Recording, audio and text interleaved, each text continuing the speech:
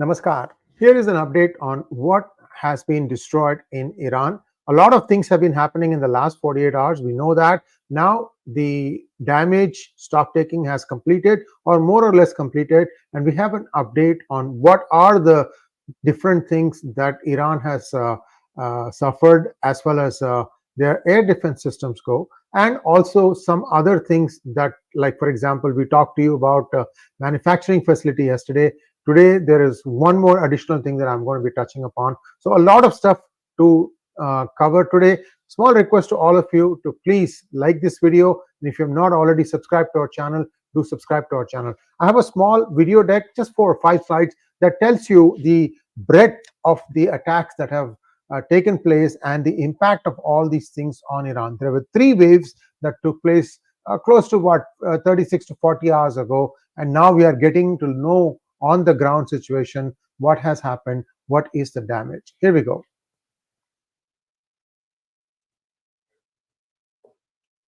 A clearer picture to the of the damage caused to Iran has now emerged. First thing is, there were 4 S-300 systems that Iran had. There was also an S-400 system. The S-400 system was taken out during Israel's attack on Isfahan. So S-400 was out in April itself. So in April, the one S-400 they had was out.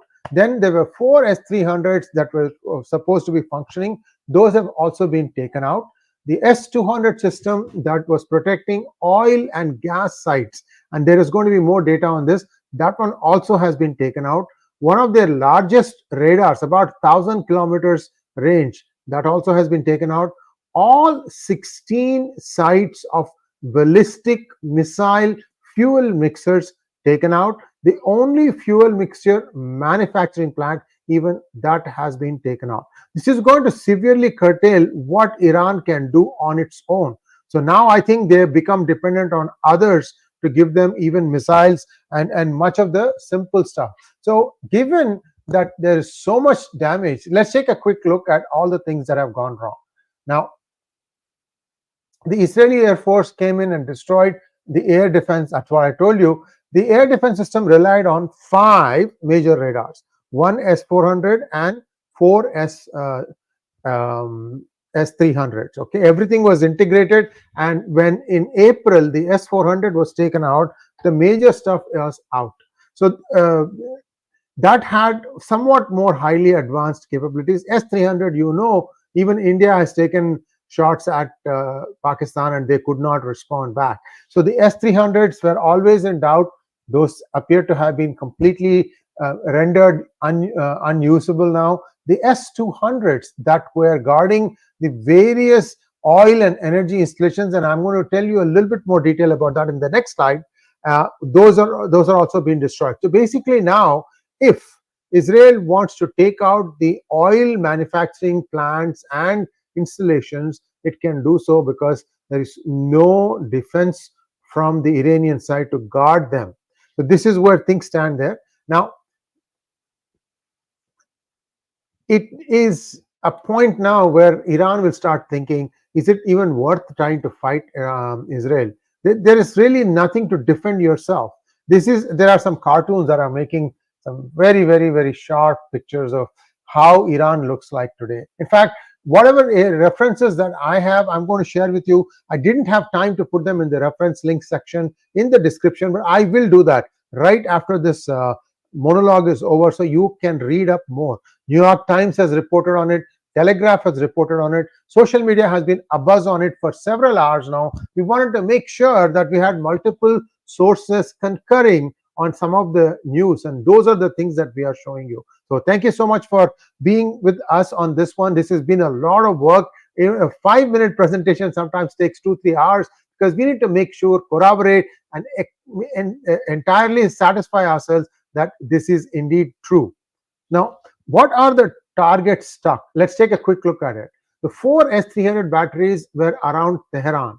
The few S-200 batteries near the airport protecting the Bandar Imam oil and gas complex were destroyed. Infrastructure is still intact, but it is vulnerable. The strike signals potential future attacks on energy resources if Iran retaliates. So this is the Israel, Iran, that sort of thing going on. Iran launched on 1st October up to 200 missiles. On 25th October, Israel hit back, and we are looking at the damage of that.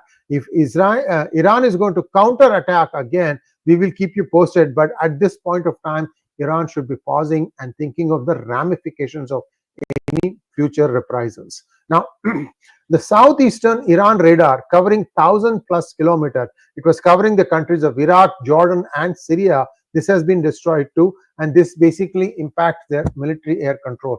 If you have watched General Ravi Shankar's presentation, it was yesterday, if I remember correctly, it was one of the most comprehensive presentations, in the sense that he also talked about this being taken out, because there was no other way the F-35s could have flown across into Iran if they had not taken this out. So a lot of stuff has happened, and I would urge you to take a look at that video, because he also compares S-400 with America's THAAD also. So it's a complete 360 degrees coverage. So you have a fairly good idea where things stand on the ground capabilities wise. Now, the loss of radar systems, what does it mean? It grants aerial freedom for further strikes across Iran, allowing unhindered access to key locations.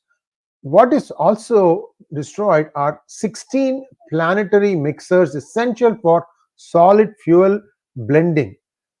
These mixers disrupt Iran's, the loss of these mixers disrupts Iran's ability to produce solid fuel critical for ground-to-ground missiles. Iran is now forced to depend on existing missile stockpiles with limited ability to produce new missiles. Factory for planetary mixer production was also destroyed, further delaying recovery of missile capabilities. It demonstrates a high-level aerial capabilities, advanced intelligence, and real-time use of next-generation missile technology. So Israel has really turned the screws on as far as Iran is concerned, and they have really gone for the jugular here. Now, there's one other video I'm going to show you. This was an UAV manufacturing facility. See, UAV stands for unattended aerial vehicle, or unpiloted, I don't know, something aerial vehicle, which is really a technical term for drones. Drone manufacturing facility has also been attacked, and I'm going to show you a quick video of what the footage was. In fact, the Iranian police, IRGC, has completely cordoned off the place, but somebody already went in and snuck in the video. I'm going to show that video for you now. Just take a quick look.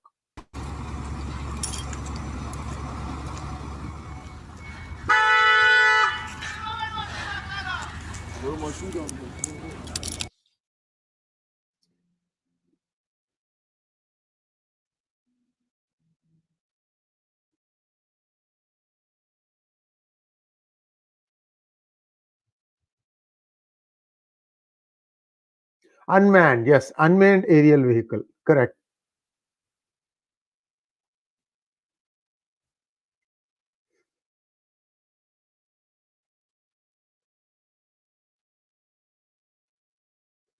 See, inside the complex, you can see fire.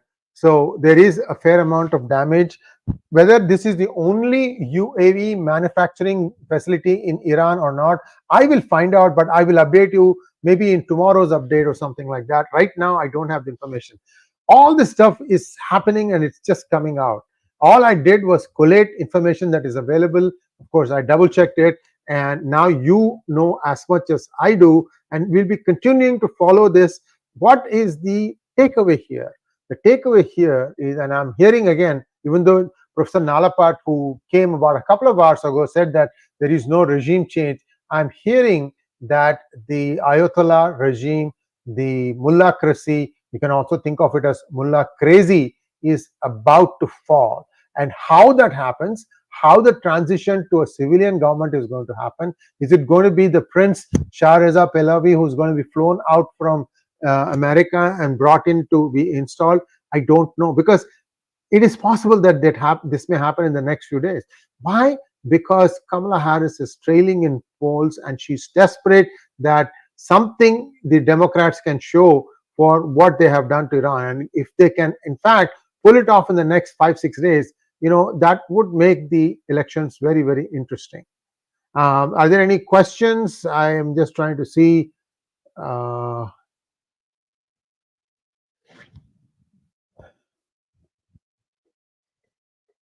Yes, this is something that I've been hearing again and again. 2 or 3 sites have told that that Khamenei is not well and he's running sick. I've told you Mehtabi is the one that appears to be doing some things. Being with the council and so on and so forth. So this is where we stand right now, guys. Thanks for watching. This was at a very short notice. I just gave 15 minutes before I went live. I just felt that everybody, can get a 10-minute data dump on what is going on, the critical information. Clearly, Iran is now exposed as far as its air defenses are concerned. What is it going to do next? Wait and watch. Or is it going to be the next one is going to be the move of United States to essentially pull out that regime, give safe passage to the Khameneis or whoever want to go peacefully and install somebody else in. But it has to have a proper plan. If Iran needs to go back to its democratic ways, then there's some things need to be put in place. Whether they'll go back to their 1950s constitution or not, we'll have to wait and see. Thanks for watching. Please like, share, and subscribe to our channel. Don't forget to click on the bell button for notifications. Namaskar.